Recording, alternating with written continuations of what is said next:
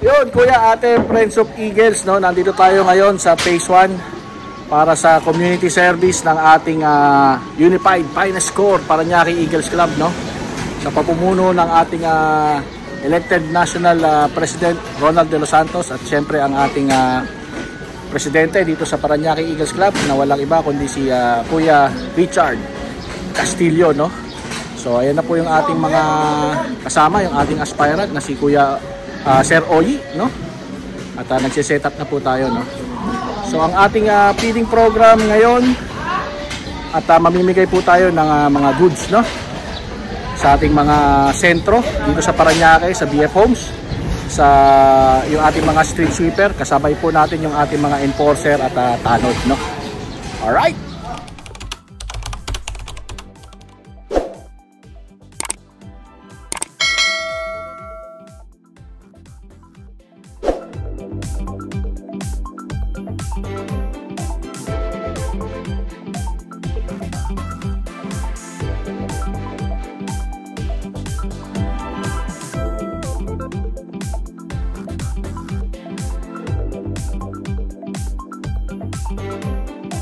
Po yung ating mga kasama, no? Yung ating mga enforcer po to, no? Nandito na sila, no? At hintayin lang natin dumating yung ating ibang mga kasamang kuya at yung mga taga-sentro, no? Yun, no, mga kuya, ate, Bunso, Friends of Eagles, no? Yun po yung ating pamimigay na bigas para sa ating mga tanod, enforcer at street sweeper, no? Dito po. Kuya, no? Andito na po si Kuya Pabs ng Shalom, no? So kasama natin siya sa region, no? Ang region natin is ELR9 or Unified Finest Corps Eastern Luzon Region 9. Alright, nagdadatingan na yung ating mga sentro, tanod at enforcer, no? Yan po, no? Hintayin lang natin yung iba at yung iba ating mga kasamang mga kuya, no? Kuya Pabs, ito na pala, no? Alright.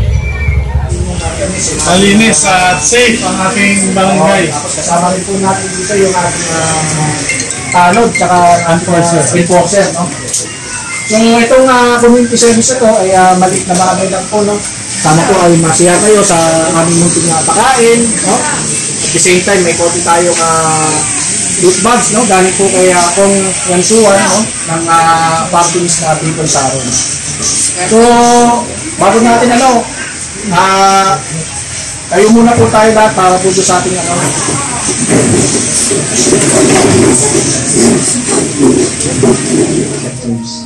not only this particular occasion, but also on the many of the times of striving and endeavors. Please, Almighty God, elevate our spirits and fortify our steps as we seek, keep, and edify our fraternity, everyone and all, and as we strive perseveringly to enhance and strengthen our national brotherhood. All these are divine providence we fervently ask under your supreme guidance and direction. Amen. Yung barangay natin, no? Sana ma-appreciate yung aming munting handog para sa inyo. Kasama natin ang opisina ni Congressman Yung Suwan. May konting padala sa inyo para sa oras na bibigyan nyo sa amin. Ito po ay aming munting pasasalamat sa inyo for keeping or papadatiling malinis yung barangay natin, no? Sana ma-appreciate nyo yung aming munting handog para sa inyo. Kasama natin ang opisina ni Congressman Yung Suwan. May konting padala sa inyo para gift, no?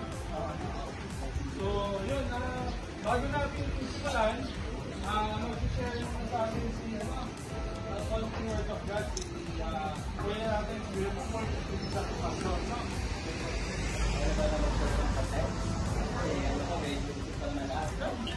Kasi nakita ko may mga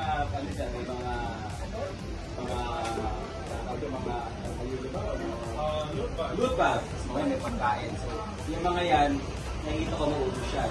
Yung pagkain mo yan, pag kinain mo. So, yung iba, bahagi ko po sa inyo ito, ay hindi naubos. Yung ginawa ko wala, hindi napapagod. So, kukuha lang ako ng isang verse sa kahit wala yung ibabahagi ko sa inyo ito kahit hindi naubos. Yung ginawa wala, hindi napapagod. So, kukuha lang ako ng isang verse sa Bible, di ba? Sino ito mga nakabasa na alam ng Bible? Asa ka nga? Quran.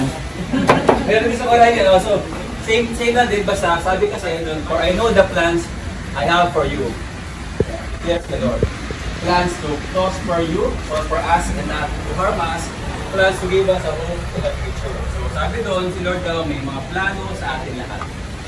Malamang hindi sa atin siguro, pag hindi mo maranasan, pwede sa anak mo, pwede sa kapitbahay mo, pero kasama ka doon. So, si Lord may plano sa iyo, ang plano siya ay maganda. Plan to, I know the plans I have for you, declares the Lord. Plans to prosper you, di ba? Ibig sabihin, ano ka, pasaganahin, and hindi ka bibigyan ng anumang problema, at bibigyan kanya ng magandang kinabukasan, at hope, anong hope? Hindi ko yung sigarilyo yan, ha? Hope ay pag-asa. So, para may Yun mga kuya, ate, Bunso, Friends of Eagle, no? So nagpapakain na tayo ng pares para sa ating mga kababayan dito sa Parañaque, no? Aspiran, no? Si Jude. Tuloy mo na yan, sir. Tarlac days ako eh. Okay lang yan para pag napunta ka ng Tarlac. Ano? Kasabay na doon ng mga... Ayun, kita mo si Edward, Kuya Edward na. Si RR, Kuya RR na yan. para sa masama tayo. Sigutin mo na.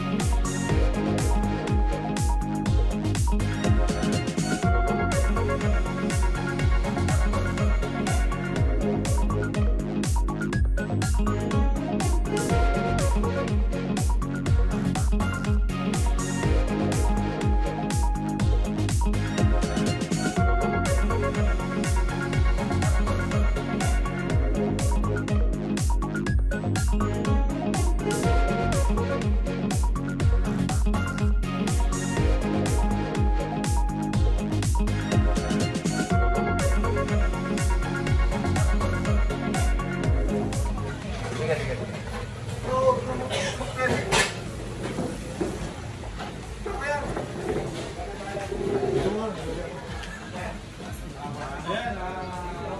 kuya, ate, Bunso, Friends of Eagles, no? So natapos na yung ating community service, no? Napakasarap na pakiramdam at tayo ay nakatulong dito sa ating community, no? So ito po si Kuya Mike, member ng Unified Finance Corps Parañaque Eagles Club. Alright?